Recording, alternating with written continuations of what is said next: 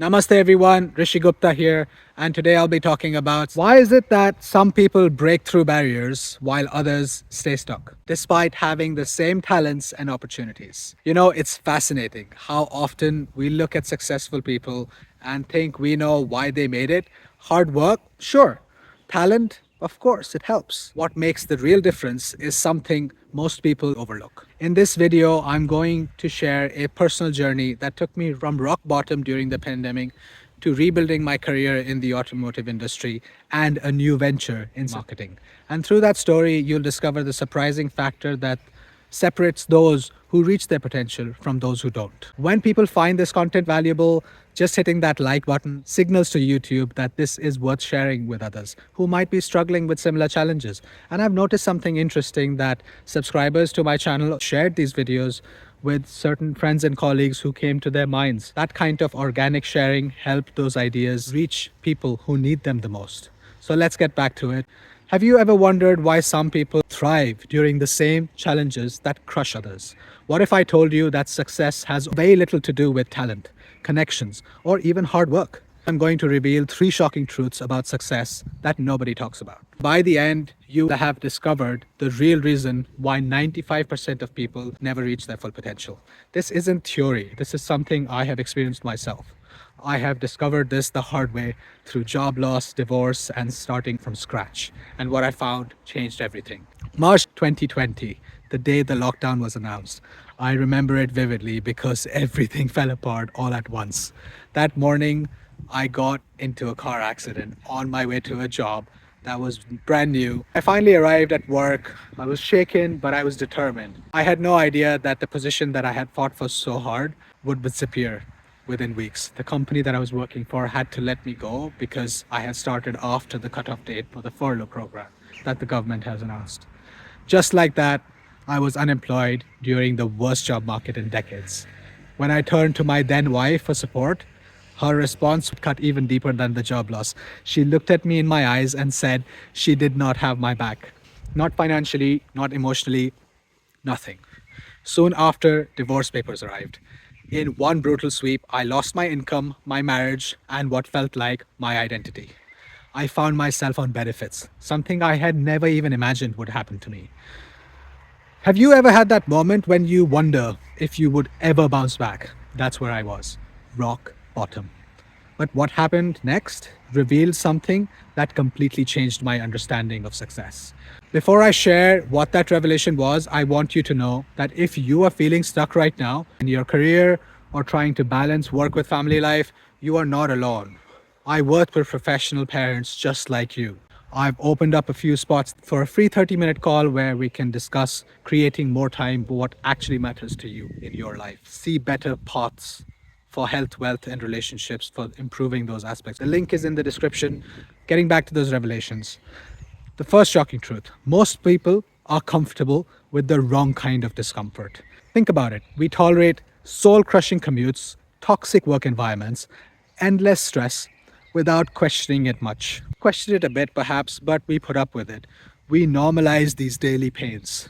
But the moment we face the discomfort of things like speaking up in a meeting, asking for a promotion, or having a difficult conversation with a colleague, with a boss, with a family member, we freeze, we run for the hills, or we hide. Or worse, we sweep it under the carpet. Here's what I learned from my breaking point. We avoid the specific types of discomfort that actually lead to growth. After losing everything, I had to rebuild. I took a position in automotive manufacturing. I had worked in automotive industry for a while, but I knew little about manufacturing specifically. And my job required aligning stakeholders who were stuck on a stalled project. I was completely out of my element. Every meeting felt like I was walking through fire. But my options were simple. Embrace this new discomfort or get back to some sort of familiar pain of being unemployed and sitting on my bum on benefits. With my manager's guidance, I pushed through. I coordinated those stakeholders, revitalized the project, and eventually received praise from both my boss's boss and the stakeholders themselves. That's when it hit me. The discomfort I had been avoiding was exactly what I needed to seek out for growth. The second truth is harder to swallow. The conversations and decisions we postpone are often the ones that would free us the most. During my divorce, I delayed the hardest conversation of all, telling my daughter that mommy and daddy were separating. I kept putting that off, hoping that somehow things would change. Each day I waited, the weight got heavier. My performance suffered, my health declined. The anticipation of the conversation was far worse than having it. When I finally sat down with her, it was painful, but afterwards there was clarity. We could start healing instead of living in limbo. How many difficult conversations are you postponing right now? That feedback you need to give, the boundaries you need to set with your partners, your parents, your loved ones, the career you've been contemplating. What if that 5-minute conversation could save you 5 years of regret? Professional parents like you and me face this challenge constantly. We're already handling so much discomfort daily that we rationalize avoiding the growth discomfort and having those uncomfortable conversations. We say, I'll have that conversation when things calm down, or something else. Here's the brutal truth: things never calm down unless we make them calm down. Now, the third truth that changed my entire approach to life. This is a big one. Faith in my own abilities to figure things out is more valuable than any skill or qualification I have.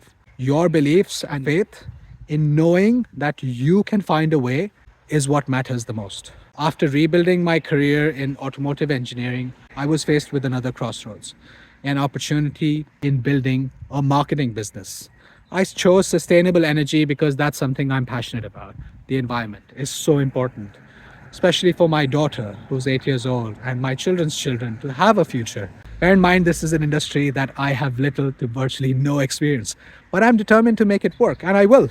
Most people would have said, stay where you're safe. You have already been through enough. Isn't a simple 9 to 5 job enough for you? Why do you need another 5 to 9 hustle? But I recognize that there is another growth opportunity for me. Why shouldn't I? I have 6 to 8 more productive hours in my day, if not 5 easily. I can spend 30 hours every single week on building something that is valuable to me. I will make it work. So I have taken this leap, and I am betting on my abilities to learn quickly and my willingness to feel discomfort and figure it all out. I don't have the perfect background. What I have is knowing that I am truly comfortable in the pain of discomfort that I know I will feel, not knowing what I'm doing, because I have the faith in persevering to figuring it out. I have my resourcefulness. This decision is accelerating my growth in ways that staying safe never did and never will. This is the kind of stuff that separates people who gain extraordinary success from people who don't. And success is subjective. It doesn't necessarily mean the number of zeros in your bank account. Success is what you make of it, living a life that you actually enjoy. It's not necessary to have talent. It's not necessary to have connections. It's necessary to have the willingness to bet on yourself and push yourself, especially when the outcome is not guaranteed. Recently, I faced a moment that brought all of these lessons together. During a work discussion about race and cultural history, I felt that familiar tightness in my chest, the signal that I was facing growth, discomfort. I had a personal story about my mother facing racism in the UK during the 80s. I kind of spoke about this in a previous video. Speaking about this publicly felt risky. I felt vulnerable. But I remembered this growth discomfort was my doorway to growth. My palms felt sweaty, my heart raced, but I spoke up. I shared how my mother had faced discrimination, how it affected our family, and the frustration I still carried. After finishing speaking, something unexpected happened. A colleague approached me and said, "Dude, you are an inspiration." That simple moment of connection made all the discomfort worthwhile. And I saw and felt that discomfort and that pain fizzle away. And that brings us to the number one reason why very few people succeed. Most people run from the discomfort that would set them free. Success isn't about avoiding pain. It's about choosing the right kind of pain, the growth kind of pain, the kind that expands you. Here's my challenge to you. This week, identify your growth discomfort. What conversations are you avoiding? What skill feels too difficult to learn? What's one step you can take today to learn that skill? What decision have you been postponing? That's your doorway to growth. And on the other side is the success you've been searching for. As professional parents, we have limited time and energy. We can't afford to waste. That's why choosing the right discomfort isn't just smart, it's necessary for creating the life we want for ourselves and our families. If you are ready to break free from passive discomfort and create more time for what truly matters, book that free call with me. Together, we'll create a roadmap that improves your health, wealth, and relationships while reducing chronic stress. Or do it yourself. And don't forget to like this video and subscribe to my channel if you found this valuable. And let me know in the comments what growth discomfort are you committing to this week. Thanks for watching. And remember, the right kind of discomfort today creates the comfort you deserve tomorrow. Bye now.